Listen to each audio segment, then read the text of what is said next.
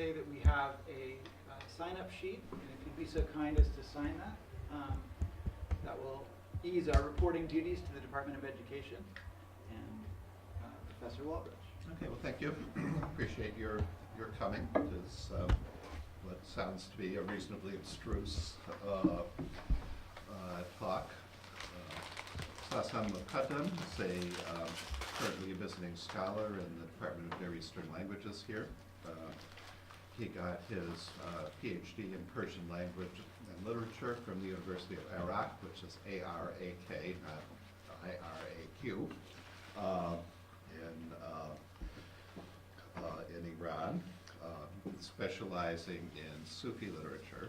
So today he's going to be talking about a manuscript of a text by the father of the famous poet Jalaluddin Rūmī. So without further ado, I'll turn it over to Sasan. Thank you, Professor Walbridge. Ladies and gentlemen, I would like to begin by thanking Professor Walbridge who invited me here to be a visiting scholar at Indiana University. Bahā'u'ddin Muhammad Walad, Mawlānā Rūmī's father, was a great scholar and mystic, known as Sultanul Ulama, king of the scholars. During his lifetime and thereafter, he was a much revered figure. Hagiographies often trace his line of descent back to the first caliph Abu Bakr as-Siddiq. Though modern scholars doubt the veracity of this claim. Bahā'u'ddin Walad spent most of his life in historical Khurasan, where he was regarded as a highly esteemed scholar by many people and as an object of hostility by rival theologians. Sometime around 610 or 1213, he decided to leave Khurasan with his family for good, probably because of mounting hostilities, or maybe because he was wary of the advancing Mongol armies. The family had a long journey that lasted several years, going first to Baghdad, then to Mecca for pilgrimage, before finally arriving and residing in Konya sometime around 626 or 1228. Very soon, many notables in Konya became his ardent followers. However, he died 2 years after his arrival, leaving his family and his disciples in the care of his favorite disciple, Burhanuddin Tirmizi. Tirmizi gave special attention to Bahā'u'ddin Walad's son, namely Mawlānā Jalaluddin Muhammad, to whom he once said, "I wish that one day you become like a man as great as your father was. No greater, because greater than your father is not possible." It was through Tirmizi that Jalaluddin received much of the teachings of his father. However, he also had at his disposal the only book written by his father, called the Gnostic Imitation, Ma'ārif, which Jalaluddin Rūmī read regularly throughout his life. The Ma'ārif is a collection of Bahā'u'ddin Walad's discourses and short notes on his own spiritual experiences. And it had a significant influence on Rūmī and his disciples. This book is rather unique in the realm of Sufi mystical works for the kind of language it uses.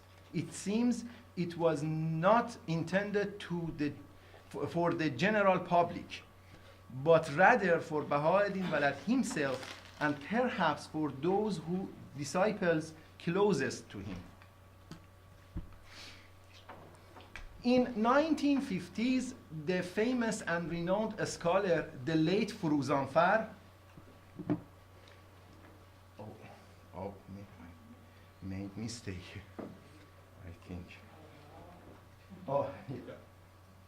Late Furūzānfar published a critical edition of the book containing 3 parts based on the existing manuscript. Some while later, Furūzānfar published a second volume that contained a further 4th part, based on a newly found manuscript that contains only this part, the 4th part. This 4th part proved to be the pivotal section of the whole book, and Furūzānfar believed that this was the part originally authored by Bahā'u'ddin Walad. And the other 3 parts were probably his other notes, which were added a few centuries later to this part by the line of his disciples. Furūzānfar and Minovi, both among the most renowned scholars of Persian literature, and Onder, who was the head of Mawlānā Museum at the time, believed that the manuscript which contained the 4th part was indeed written in the time of Bahā himself. And the 2 former scholars, I mean Minovi and Furūzānfar, believed that the editorial notes as well as some corrections in the text, all written in red ink on this manuscript, were indeed Bahā'u'llad's own handwriting. Onder, however, believed that these were the handwriting of Rūmī. This makes this manuscript especially significant from a literary as well as a historical perspective. During some research I was doing on Rūmī's and his father's teachings, I consulted the 2nd volume of the edited work done by Furūzānfar, which, as I mentioned, contained the 4th part. Furūzānfar, out of the social scruple of his time, had omitted some of the words in the text because they were what Furūzānfar considered vulgar terms. These were words which refer to the sexual organs or sexuality in a rather explicit language. I had done research on similar texts in Rūmī's work and had come to the conclusion that some texts that have rather explicit reference to sexuality can be also taken as referring to deep and delicate spiritual matters. And I suspected that it might be the case with this book too. So I wanted to find out what the omitted words were. Furūzānfar doesn't provide any reference to the manuscript, maybe on purpose, that he consulted, but I was able to find a reference to the manuscript in Onder's article, and I managed to get some high quality color images of the manuscript. The manuscript is now held at Mawlānā Museum, number 2116. It has 99 folios and 198 pages of size of 16.5 by 19 centimeters. Each page has 19 lines and written in the Naskh script. Some of the problems of the Furūzānfar edition were omissions and alteration of some words because of the social scruple. This book, more than any other in the Sufi tradition, considered the positive role of sexuality within a spiritual framework. This book is thus full of explicit references to sexual organs and sexual act. Deeming them obscene, Furūzānfar had omitted these references and in some cases had even intentionally altered them. Let us give some example.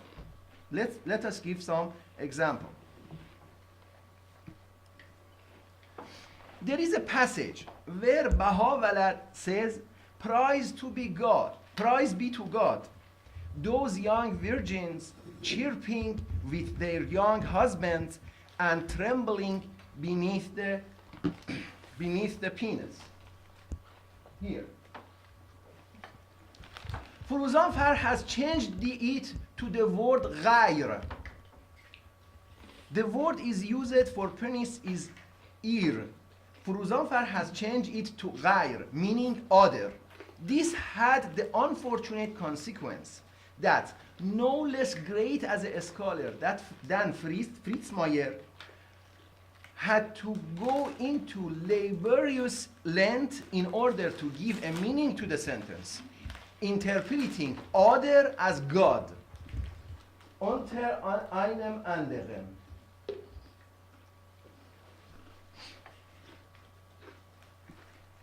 This A small alteration by Furūzānfar misled Meyer into adding a chapter titled Hierogamoi to his book on the subject, discussing what he calls triangular relationship, the highest verhältnis.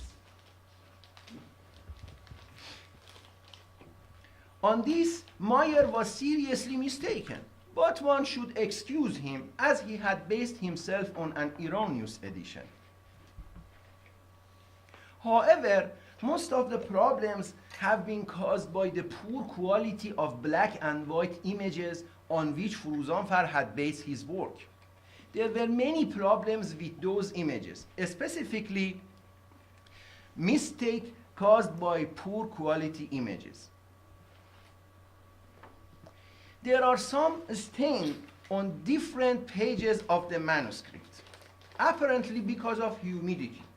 These stains would become darkened spots on the black and white images, making the text on those spots totally illegible or very hard to read.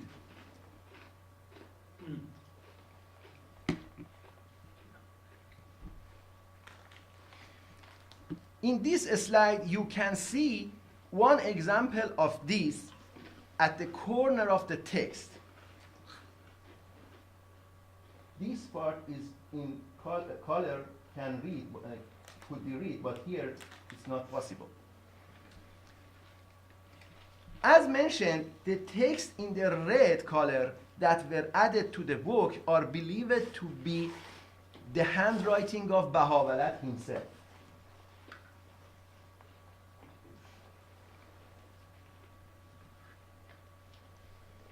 Sometimes some parts of the text lay outside the photo framework.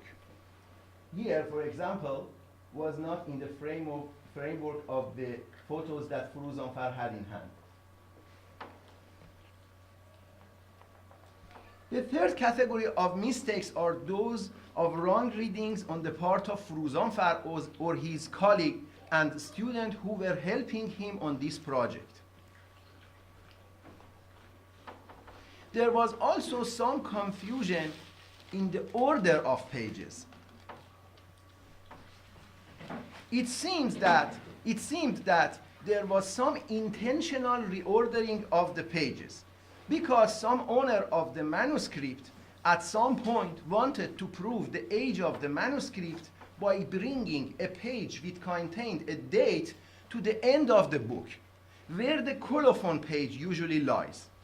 After displacing the page, he has apparently erased a few words right after the date to obscure his manipulation.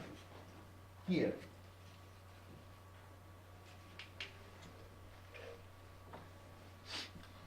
However, this caused a partial disorder in the pages. Furūzānfar had tried to bring the pages into their proper order. He was mostly successful, but still there remained some confusion which Furūzānfar was not successful in solving. All in all, I found 258 mistakes in the edited version, which made most of the book totally incomprehensible. The mistakes ranged from a small mistake to those that concealed some very crucial points. Let me give some examples.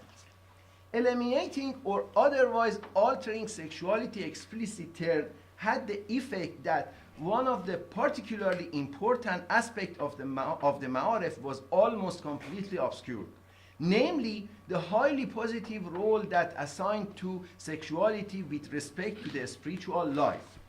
Take this passage for example. God is the beloved of all beings, actively having sexual intercourse with them, and they are like a woman married to him, mankuha, and his act an artifact created by him, and his fellow are diverse and different. One of his fellow takes the form of image of brides and young girl, and the taste that he has placed in them for the sake of men. And the intercourse of God with men and other male animals is to touch them on the face and other parts by kissing and other things. And one of the God's fellow is in the form of males and men by whom God has intercourse with women and touched them as he did with Mary, and as do the fairies and demons with human beings. And another is God's companionship with the greenery, waters, winds, and soils. And no one knew how this companionship and contact and intercourse take place. In this way, the natural elements acquire taste, and their perfection is obtained without knowing how.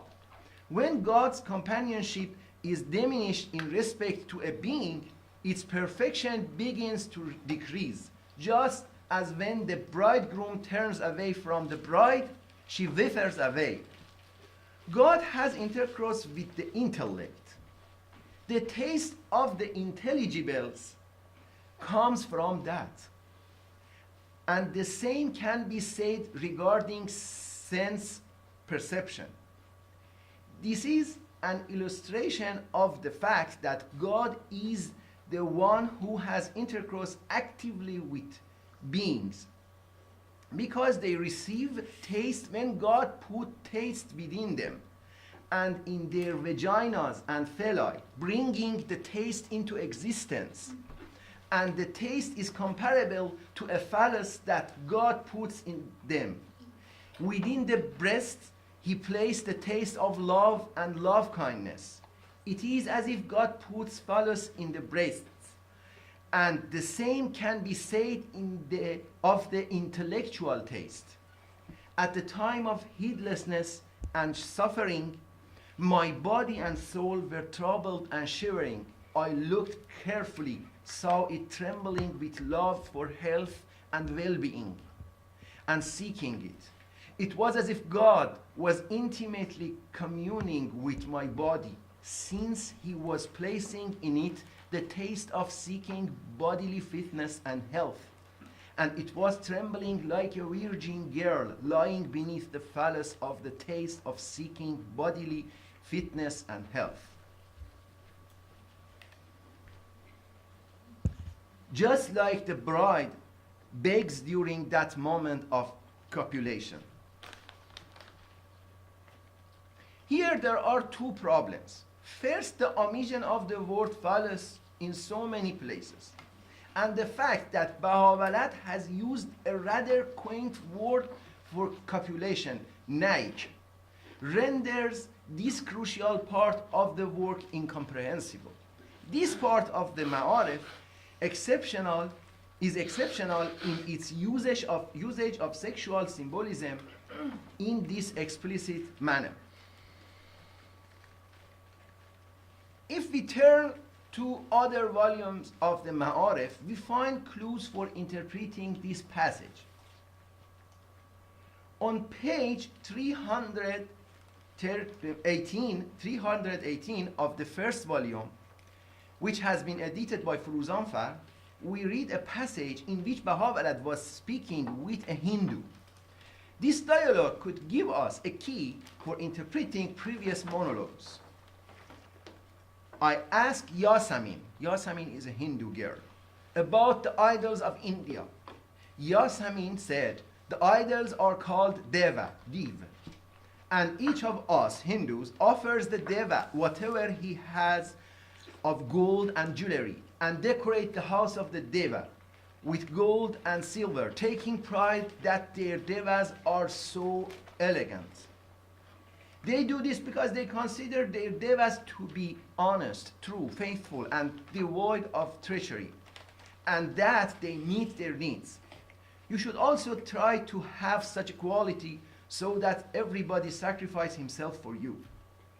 Yasamin used to say that if one of us were in need of something or seeking to resolve a certain matter, he might go to the Deva and fast for 10 or 20 days.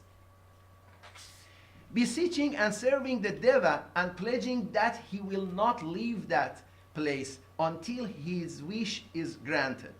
Semi-conscious from hunger and thirst, the supplicant might have heard in a trance that Deva saying that his wish is granted, or after 10 days his wish will be granted, or after 5 days, or the Deva might say that his wish will not be granted at all. The Deva might say this when the supplicant is in a trance, and if he does not leave and insist on staying there, the Deva will slap him in sleep and hit him with his hand. Although the Deva might not outwardly have a hand, nevertheless, he will hit him with a hand.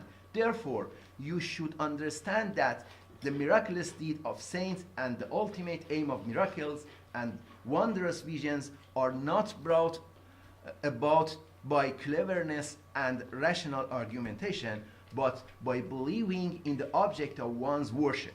Now increase your belief and certainty in God Almighty until you see wonders. Yasmin said that some Deva is such that if the army of the Turks were to approach seeking to destroy him, he would blind them, or his house would become dark, invisible, that they would not see him. The name of the greatest Deva is Somanat. Once in the dream, I sat with the great Sayyid Nasaba. May God have mercy on him. Then we went together as fellow travelers on foot. When I awoke, I felt filled with energy and a strong sexual desire. It then passed through my heart, occurred to me that when God made his messenger Muhammad the commander of the faithful, Amir al-Mu'minin, he gave him unusual vigor of sexual intercourse, mujami'at, and placed in him virility and manliness. Anyone who follows him in thus endowed with a degree of virility proportionate to the degree to which he follows the Prophet. And whoever is his descendant has vigor and sexual desire. The quotation ended.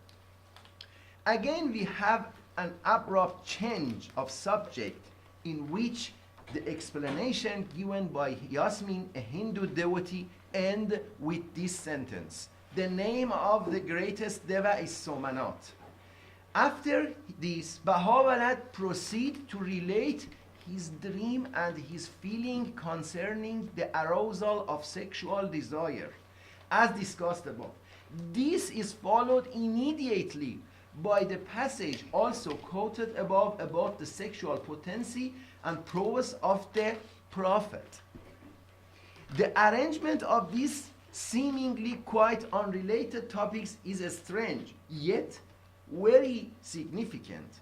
In order to better understanding the passage, a bit more commentary on Somanat, the greatest Deva, is required. The familiarity of Muslims with the idol Somanat goes back to the 11th century.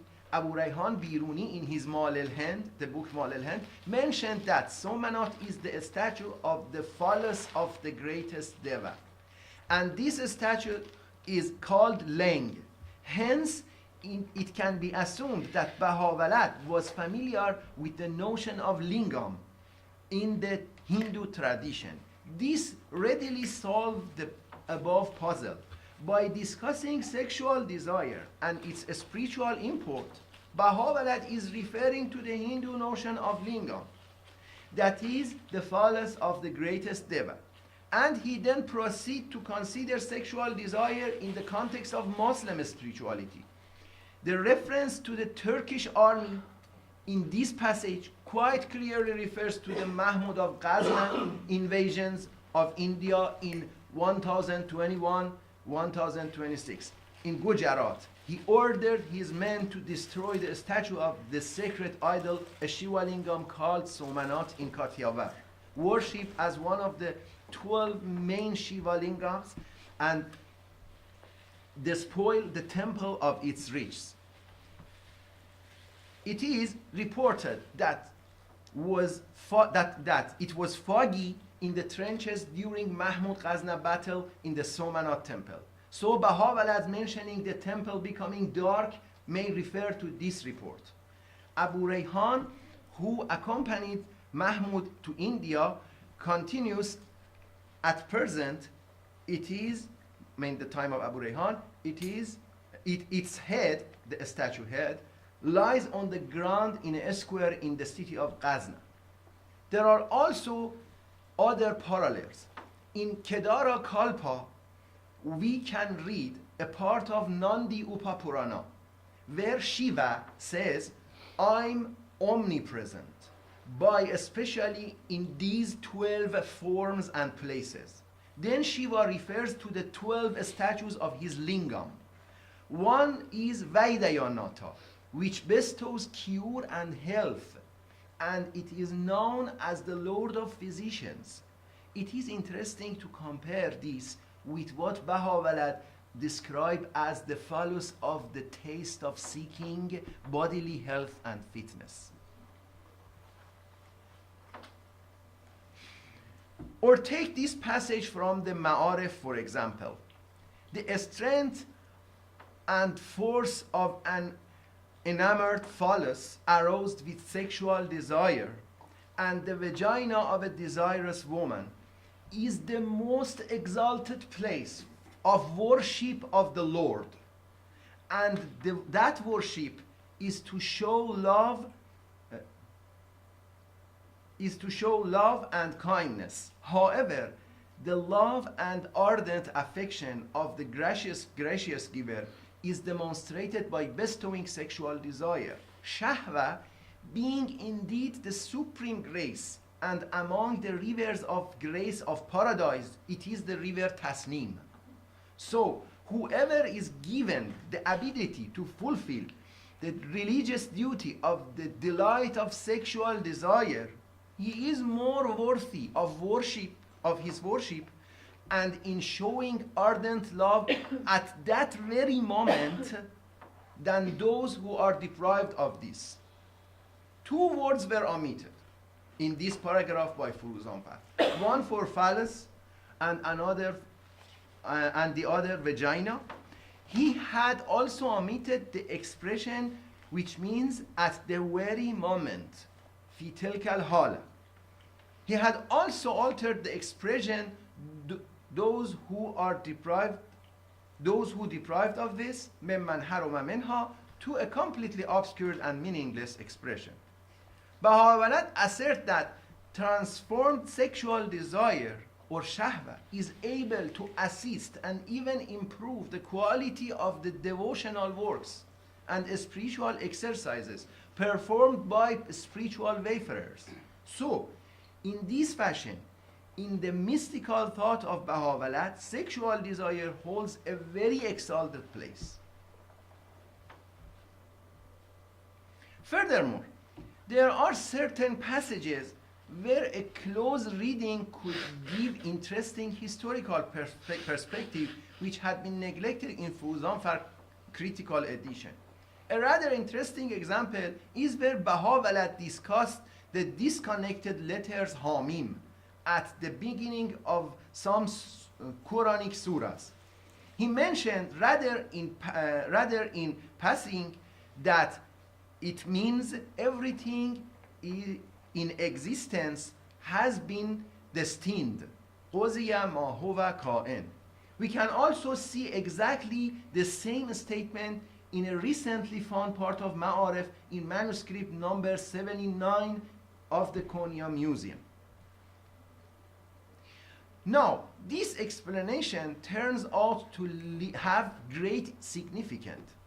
In some of the great Quran exegesis, for example, in Fazl ibn Hasan Tabarsi, in Fakhreddin al-Razi, and in Abu Abdullah al-Qurtubi, it's mentioned that Hamim had been recited as Humma, an Arabic verb, meaning it has been destined, by three Quran interpreters. These interpreters were Kalbi, Kasai, both Shiites, and Zahhak, whose exegesis was regarded to be authentic by both Shiite and Sunni schools.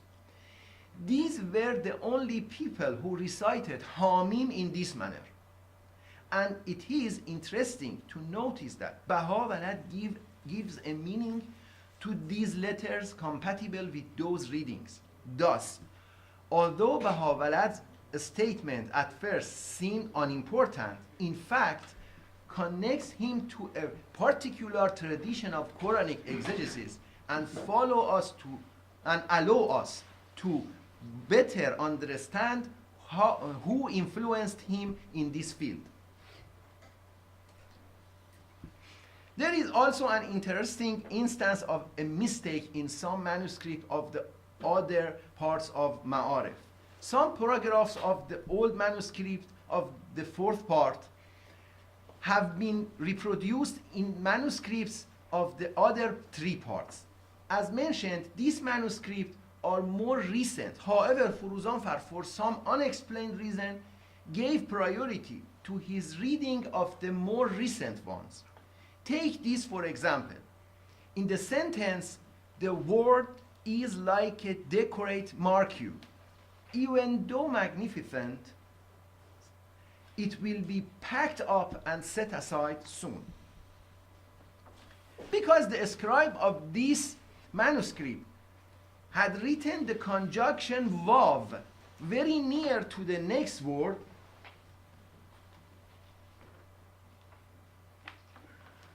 when you near to the next word,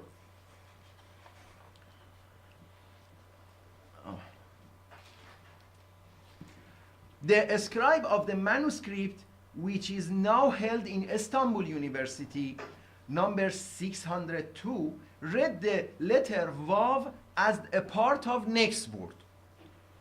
Having obscured the meaning thus, he changed the Vav to the letter Ba in order to give a meaning. So the meaning now was the word is like a wallet of wind. Even though magnificent, it will be packed up and set aside soon. Furūzānfar then writes in the end notes, wallet of wind means bubble or whirlwind. In conclusion, in this talk, I showed some of the problem in Furūzānfar edition of the Ma'arif, which used to be the only edition of the work before I made a new edition. And I argued that these mistakes or manipulation of the original text, which mostly involve the omission of the so-called obscene words, have obscured some really important clues about the philosophy of Baha'u'llah and its historical connections. In an article of mine that appeared in Mawlānā Rūmī Review Volume 8 under the title The Hierarchy of the Symbolism of Sexual Love in Baha'u'llah's Mysticism and its Possible Relationship with the Hindu Shiva Lingam, I show that the Ma'arif of Baha'u'llah can function as a key to understanding some difficult part of the Mathnavi by Rūmī, which also contains some explicit reference to sexuality and yet signifies some deeper spiritual aspect as well as some connection with Hinduism. Furūzānfar's edition of the Ma'arif, with its many mistakes or deliberate omissions, prevent us from understanding the main point of the work, and therefore there was a need for a new edition of the book.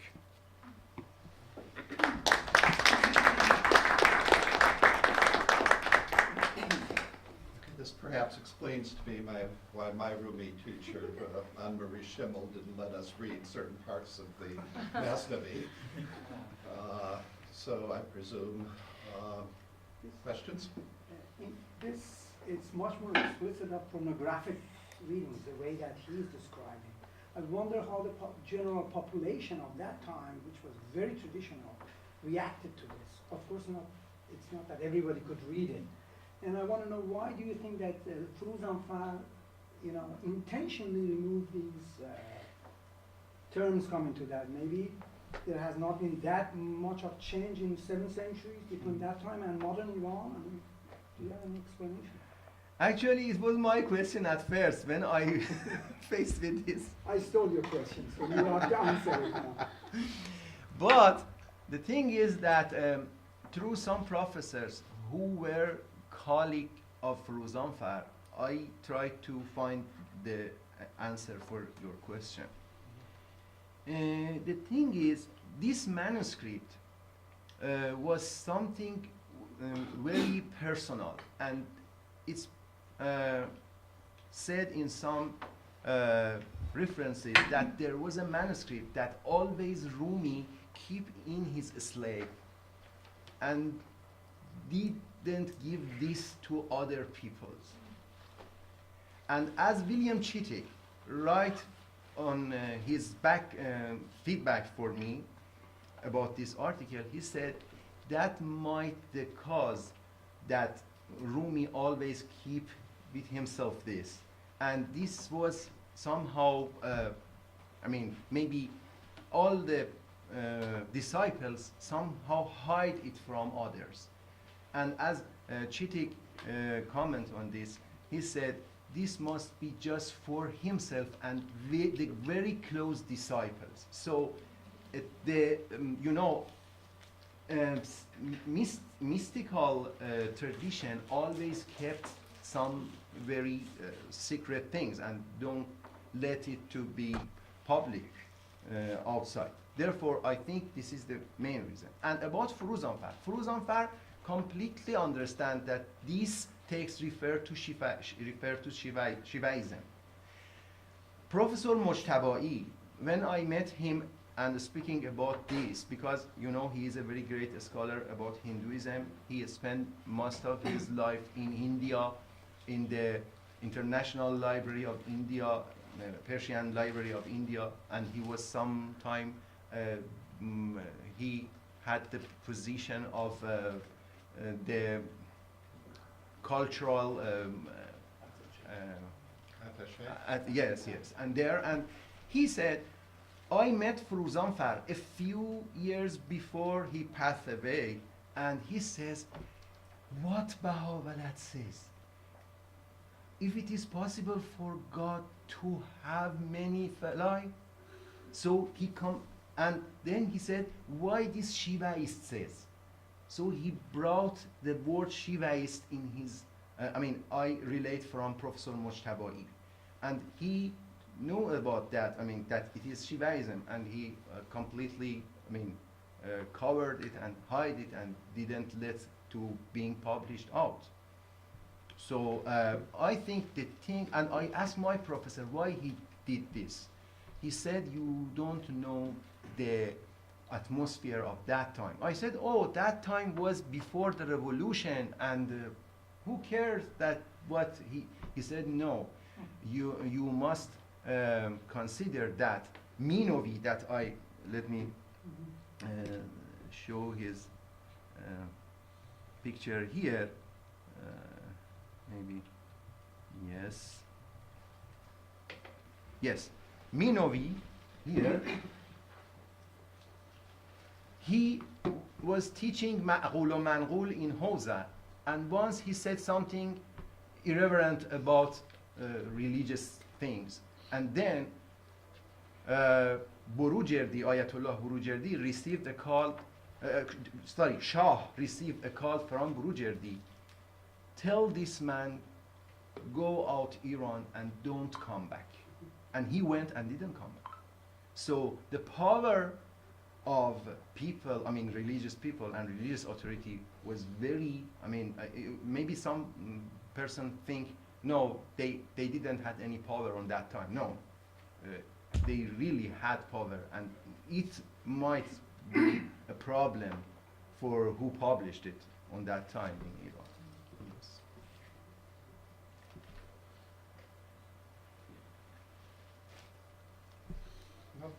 Yes.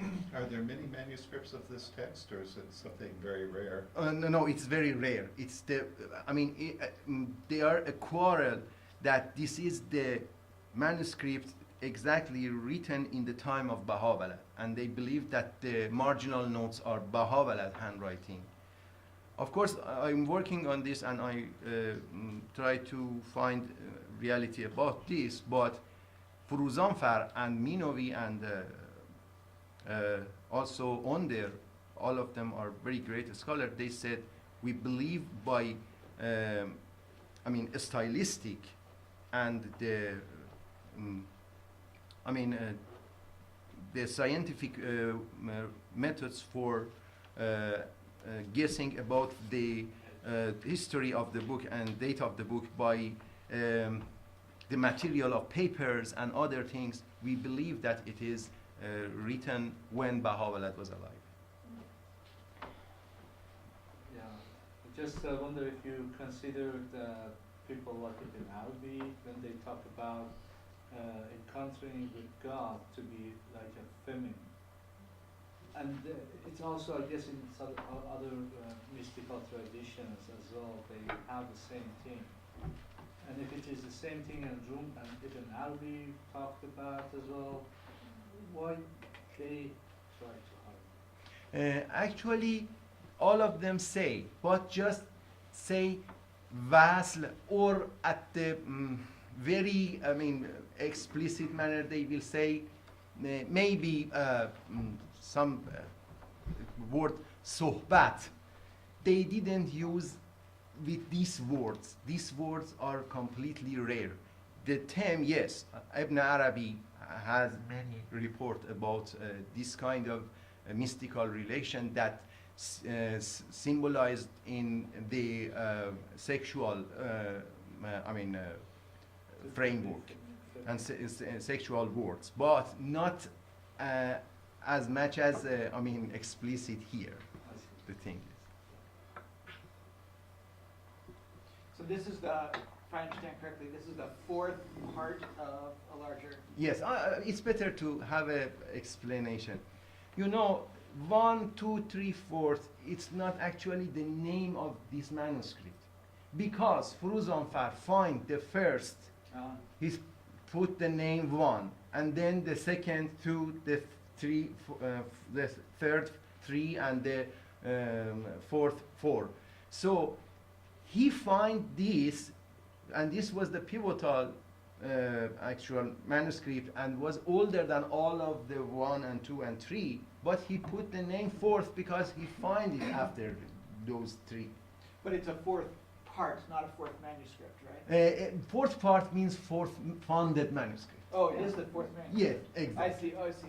So it's not part of a larger, this is a self-contained work. Actually, this is the main part, and maybe Baha'u'llah add some notes somewhere else. Those 3 parts had some, have something in common with this, but the whole part is the 4th part. And the first 3 are some notes. These are also a part of Baha'u'llah's teaching and notes, but they are added later by his disciple, and this is believed to the what is written when he was alive. And so what's the relationship between this manuscript and any other surviving works of his? Is the sexual content No. beyond that? Or On just those here? also has some, I try to interpret this part with a piece of first part. So in those also a little bit in sentence indicate about sexual things, but not as much as this manuscript has. The original and the, main part of the sexual philosophy of Baha'u'llah is in this 4th part.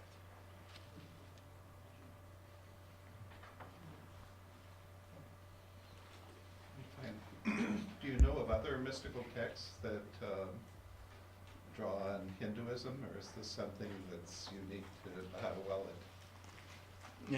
Actually, what I found is Kedara Kalpa that I mentioned here, and it is a part of Nandi Upa Purana, and it is one of the famous texts of Hinduism about sexuality. It's not about sexuality, and but it is about Shiva and the Shiva Lingam. What is the actual main part of sexual tradition and sexual philosophy of Hinduism? And on this, I find out that Shiva says, I have 12 felines, and then each one have a function. One of them, for example, just for cure people. So this is called Lord of Physicians. One of them give money. One of them give another thing. So everything in this book. And you know, this notion means that because this is in Arabic we can say قوة فاعله, acting. So the lingam and the phallus show the acting faculty of God. When God wants to do something, they do this with that, because this is the symbol of doing and acting. And about Hindu scripture, yes, on that Kedarakalpa, Shiva introduced all of those fellows, and it's completely in relation with what Baha'u'llah says. When I was sick, he was sick, and he saw in a vision that God have sexual intercourse with him with a fly for giving health and cure to people. So exactly this is completely about related to Vaidayanata. Vaidayanata, you know, the one that Mahmud Ghaznavi destroyed in Kathiawar was Sumanata. The name of that one was Sumanata. The name of another one is Vaidayanata, and Vaidayanata means who gives the cure and health. So each of these fellows had different function and did something for people. Actually, every people receive their needs, every kind of need, through these 12 statues. Are these in Konya or at the copies, the original? Are they Yes, yes, Konya or at Mawlānā Museum in Konya. And the thing is that Furūzānfar didn't brought the address of that in his edition. He didn't mention it. Yes, yes, and I'm with the strongest, I'm sure that he did it on purpose. And I was, bewildered in many places to find where is the manuscript that he did edition on it, and I didn't find. At last, I read on his article that Onder published an article 60 years ago on this subject, and I tried to search Google on Turkey Istanbuli language, and one site by chance cite that article, and I took that article and find the number of manuscript, and through that I received the manuscript. So. Hassan, it seems that from the outset, the writer is writing with the intent of seeing explicit sexuality as metaphoric. Yes. The Hebrew Bible has one scroll in it, one part, which is called the Song of Songs. And it is rather erotic. I wouldn't say as explicit. But in order for it to become part of the canon, the sages interpreted it as metaphoric. So I'm wondering whether there are explicit texts, erotic and others, that have then been treated as metaphors, not at the original time of inscription, I suppose, but centuries later. Actually, I try to find about this, and as I understand from Rūmī's work, because he read all of this and he has an explanation and commentary on his father's book. He says actually it is not only metaphoric, and he even gives some orders for the mystic traveler about their personal own sexual acts, and he says it is something completely in a line. I mean, a wayfarer must do a disciplinary on his sexual act, and also these sexual acts, when he can, as Rūmī says, one supposed in the highest rank of mysticism, which Rūmī explained, one supposed to transfigure his lust and his sexual desire. And through that transfigured sexual desire, he can have copulation, of course. Now we can say metaphoric copulation with divine dwellers.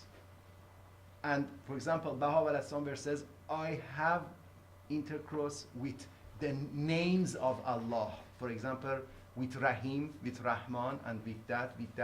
And I have copulation with prophets.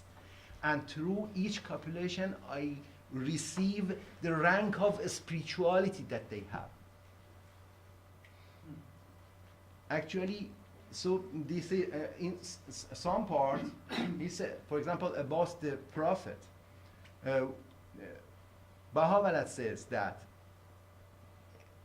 there was a Sufi, his name was Rashid Khord Samarqandi. His name is mentioned in Tazkiratul Awliya of Attar also. Rashid says, our Prophet Muhammad always went to Ayesha room, and once he went there, Ayesha became proud and reject Prophet. And Prophet, when he rejects him, Prophet went back and left her. And Ayesha wants Prophet to insist on his wish, but Prophet didn't that. And Ayesha began to cry. Then Gabriel came and said, "O Prophet, go and excuse her." And then Prophet came back and began to say excuse to Ayesha. And then Baha'u'llah says, quote from Prophet, Khord Samarqandi, quote from Prophet, that, "O Ayesha, don't think that I beg your body and your flesh, but I beg the light of God that shine to me, I receive from you. I beg that light." So this is not just about the relation with unseen. It has also some disciplinary about personal sexual act of the wayfarers. Sorry, you just remind me of the recent book of one of the Iranian contemporary philosopher and religious scholar. He's Ayatollah. He wrote a book. The name of the book is Zan dar Ayine Jamal va Jalal, the woman in the mirror of God's beauty and jalal. So also in that book, he tries to explain that there is, if a wayfarer wants to see God, there is kind of as well be feminine or through womanness, or the experience that that a wayfarer received. He must or she must be feminine or like womanness or not. So that's also it's in the religious seminary as well. I mean, he's Ayatollah, he has a Tawzih al-Masal, and he gives fatwa, and then he has the books up on the issue. But mystical. The utmost rank of every wayfarer would be the beloved state, what the Sufi calls maqam ma'shuqi. Yeah. And on that state, the wayfarer become the actually the wife of God. Yeah. And Rūmī says, this world and all of the creation were not in existence, but Prophet was in existence, and God was in existence, and the world be introduced by their copulation. The world, all of the human being, all of the things are the result of intercourse of God with Prophet. All right, it's 1 o'clock, so it's my duty as chairman to excuse you, encourage you to eat more. And yes, for you, Sasan, I would encourage you to probably not try to publish this in Iran. Yes, of course. So thank you all for